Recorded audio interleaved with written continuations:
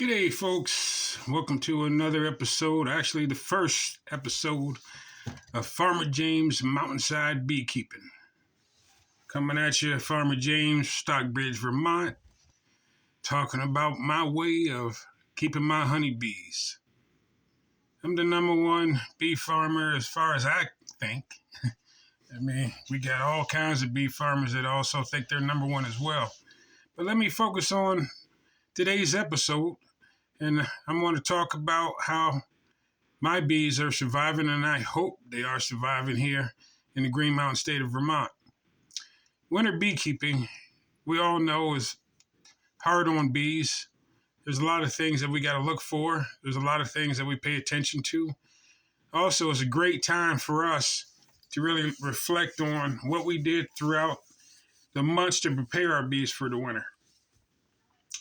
One thing I want you to do, folks, is take a moment to hit that smash button, like button. Also, subscribe to Farmer James Beekeeping, Mountainside Beekeeping in particular. That would be great. Help out the algorithm. Back to what we were talking about. Mountainside Beekeeping is really what I specialize in, but today's focus again is what do we do when the bees need our help during the winter? Like I said, you want to really get your bees ready.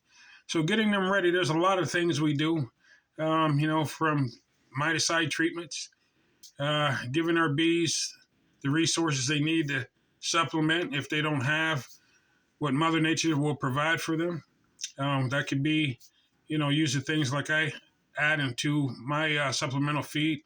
In the summertime, it's 2-to-1. Well, actually, 1-to-1 in the spring. Add a little bit of probiotics to the syrup mixture. Also, I'll have pollen patties to help boost up those hives pretty strong.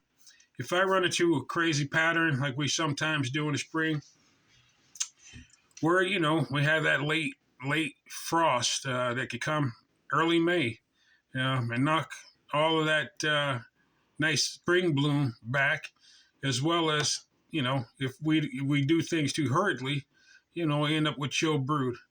And I'll go into defining what those things are later on. But basically, just touching base briefly about what's going on up here with me. Today, January 23rd, 2025. And the other day, after I was out there trying to do a video, it was too darn cold. So I had to stop filming. But anyway, what I really wanted to recognize is that I didn't see a lot of dead bees out there. What does that mean? Well, it doesn't mean too much because, again, I really can't look inside the hive because temperatures have been really too cold up here in Vermont. Over the last 10 days, we've had temperatures in my area of Stockbridge, Vermont, not really break more than 20 degrees, 25 at best, with nights dropping down below zero. So all I could say is that I've just seen a few dead bees and the chickadees that are just eating them up, off the ground every now and then, just probably to get whatever they can from those dead bees. But on that note, these are the things, like I said, I did to try to prepare my bees for the winter. Like I said, again, that supplemental feeding, making sure the hives have plenty of resources to build up those populations. And this year, by doing a feeding regimen that I implemented, where I had added probiotics as well as supplemental protein patties. I had 3 deep boxes plus 2 supers on most of my hives, the first year queens. So that really, explained to me that I really was kind of looking at that colony growth that I really wanted. That colony growth that I wanted because up here in Vermont, we don't really have, if you're lucky, maybe 1 or 2 flows. Those 2 flows are great for some beekeepers, maybe up in the Champlain Valley, Vermont, along that spine of the Lake Champlain, or further up where, just outside of it. But here in the south, where I'm at in the mountains particularly, we have those fluctuating temperatures that might not give us but 1 good flow. And for me, that is the fall flow where I get that very tasty goldenrod. Also, I get knotweed honey. That knotweed honey is one of me always blue ribbon prizes with that cream honey from that blend. But I'm not boasting, just talking about how the flavors and the supplements, um, well, basically not really the flavors, but the supplements I contribute to my hives building up will lead to a lot of foragers that will bring in that honey when the flow starts. That was a good thing that I did what I did also with managing those bees, getting them ready for winter. I also made sure I did whatever was necessary to keep mites at bay going into the winter months. That way, I'd make sure I really had healthy bees going into the winter months, which primarily many people know are winter bees. In the winter, and we are at this time in January, like I said, I haven't seen a lot of cleansing flights. Again, that may be because of a variety of things. I don't want to go into one detail at all. What I want to talk about is what I did, and what I really wanted to look for is developing ways and patterns that I could, one, make sure that my bees weren't having the according effect where, based on the temperatures going up and down, I saw my honeybees, trying to control that inside hive temperatures. And those fluctuating temperatures are very hard for the bees to control, having them use up a lot of their energy. In doing that, I want to try to minimize that overuse of energy to control their hives. Many people are aware of, or not aware of, bees will cluster in the winter to try to maintain a hive inside hive temperature at around 45 to 50 degrees in an eternal cluster, warm enough to keep that queen warm, as well as in time as they're getting close to spring, keep the brood warm. So, in adding a little bit about what I did to manage, hopefully, manage the control, um, to help them manage control in the hives, I adapted, a couple of different things. Some things with hive condensing where I added thick foam board, or R value of 13, rigid foam insulation on the back side and on either side of the hive, but not the front of the hive. I did before, I did wrap these hives with heavy tar paper, um, black tar paper that is, and then place the rigid foam insulation on the outside, trying to create a very high R value on the sides where in my opinion, I received those crazy rigid northern winds. So hopefully that will create a barrier that I think will be good for my bees. The reason I didn't do it in the front is that I want to get that southern exposure to kind of warm up the hives on, I feel, those crucial nights. And yeah, I'm kind of going against um, a couple scientists' opinion about condensing the hive and keeping the hive where it's self-regulated. But again, I'm, like a lot of those beekeepers out there, kind of question the science. But again, I'm learning, follow the science. Um, One scientist, Etienne Tardif, out in the Yukon Territory, he does hive condensing, and he wraps the hive entirely, leaving an opening in the bottom.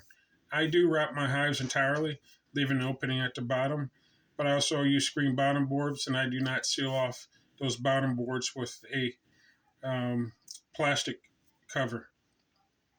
So on that note, um, I feel like I hope I did a great job in using the FLIR going out on very cold nights around 0 degrees. I've been getting a lot of nice hot spots in all of my hives, even the 3-year-old queens. So fingers crossed, um, they'll make it in the 4 years. But if they do, I'll be quite surprised. Going from there, doing the installation, that's one way that we could feel comfortable that we did our jobs.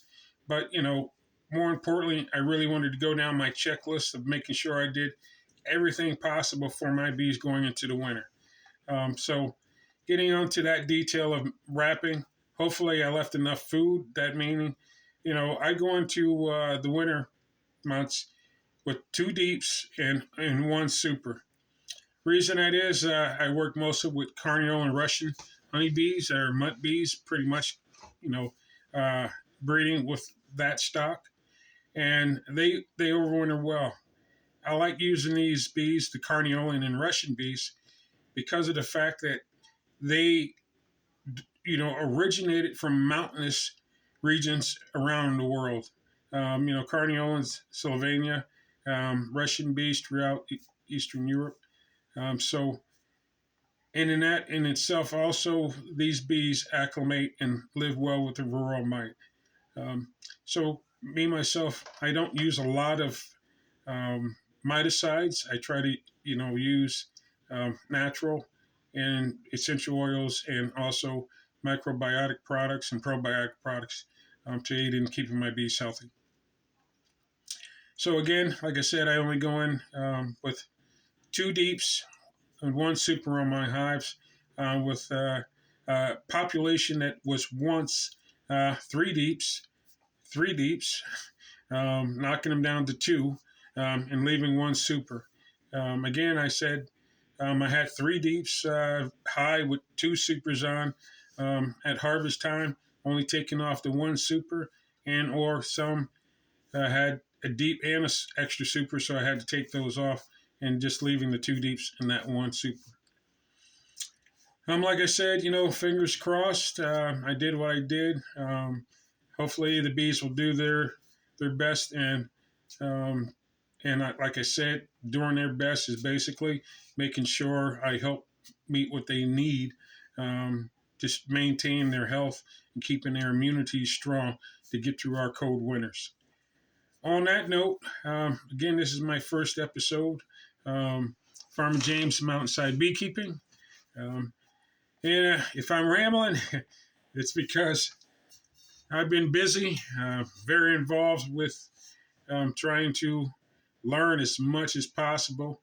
Again, the reason I got into beekeeping is to promote and help maintain healthy honeybee populations, as well as support all pollinators. Reason I support all pollinators is because, as many of you may or may not know, the Western honeybee, in the way they forage and in their foraging, will deplete some of the resources, as well as on top of that, might jump off of the honeybee onto other flying pollinators. One in particular in our state that is seeing a very sharp decline is the bumblebee. And the native bumblebee in our state was at once, uh, I believe, up to about 30 plus different species. It's now down to three. So I really try to, use the winter months also to learn as much as I can. And again, I may be babbling, but I hope I'm not. One of those ways that I spend this time learning, and I feel all beekeepers should spend time learning, whether it's watching videos and reading. I do both. I watch beekeepers in the northern tier, the middle part, and the southern tier, just to gain insights on what their bee practices are. I do not implement those bee practices because I'm right here in New England, particularly in Vermont. It's very cold. It's very different than a lot of the beekeepers that are on YouTube, and they're promoting their bee practices, which seem to be in correspondence with a lot of the beekeepers down south. So again, my focus in the winter months is try to expand on my knowledge about beekeeping. Um, and like again, I'm Farmer James, and my business name is Farmer James Apiculture and Honey. So on that note, I really look at my winter months as a time to learn as much as I can, read as much as I can, watch as much as I can, regurgitate as much as I can about honeybees and my bees, and what I need to do coming out of winter into spring. So I currently in a master beekeeping program, Cornell University, and I tell you what, folks, it is not an easy program. A lot of reading, a lot of reading, a lot of reading, a lot of reading, and quizzes, a lot of quizzes, a lot of quizzes. quizzes a lot. And yes, my eyes are googly because too much reading. Too much reading. Okay. All right. Well, right. Anyway, that was kind of silly. I apologize that because that's what school does. That's what learning does. And trying to ignore the election and everybody else and the chaos, that's what it can happen if you listen to that chaos out there. But I'm with the bees here. So, back to what I'm saying. Oh, yes, very busy. Stay busy. Also, I'm at Penn State learning a great class under Dr. Robin Underwood. I did drop her name. I apologize, Robin, if you didn't get out permission. But I'm a student in the class. It's the Dude program. A lot of people were not um, in accepted into the program primarily because it's brand new, as well as she really wanted to work with experienced beekeepers, and the concentration and focus in this program called DUDE, DUDE, is drones and the importance of drones and breeding. And that's the big reason why I'm involved in that class, because I really want to know about drones and their importance and what I could do as a beekeeper to help drones to mate with the queens, to help get that stock and the genetics I want here in the backyard of my home, Stockbridge, Vermont. So, on that note, I'm going to drink something. I'm not telling you what it is, but it's big. It's big. Yep, it is. And it's got great beverage in it. I'm not telling you what that is. But I will come back. I will be better. I just had a lot of stuff to do today. I had a big quiz today. I also am getting ready to do my completion of the first semester, which means outlining what I'm going to do in my final project for my master's in beekeeping at Cornell. So, folks, again, hit that like button, subscribe. I will be coming back, and remember, I'm just a beekeeper, and what I share with you is just my opinion. Thank you, folks. Hit that like button, subscribe, be well. Farmer James.